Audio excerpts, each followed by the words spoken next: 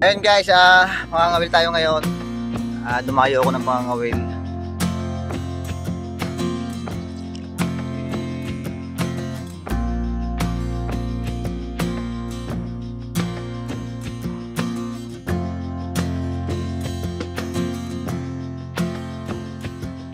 Tingnan natin kung meron ulit tayo mahuli dun sa yung mga spot natin nung nakaraan ng Lapu-Lapu.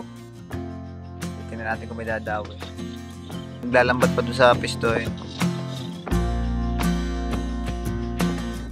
Mamaya tayo pupunta doon pagkatapos nila maglambat.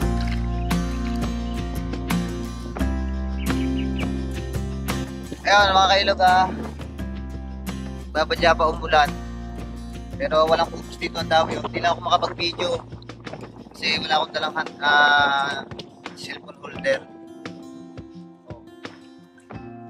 Walang pupas ang dawi dito. Ano yung pa hindi ko na nabibidyohan. Dami na rin.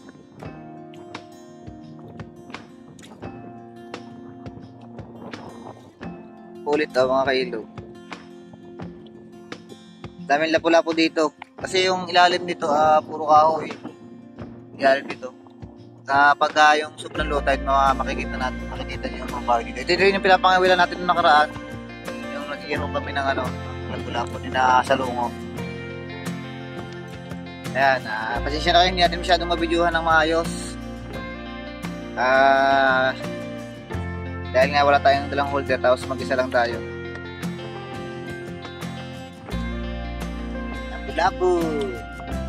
Ibang isda, Purak. Alam ko purak ang tawag dito, green.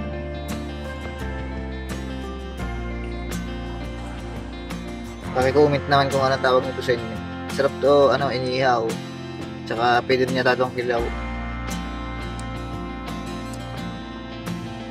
May nangangawil mo sa kabila,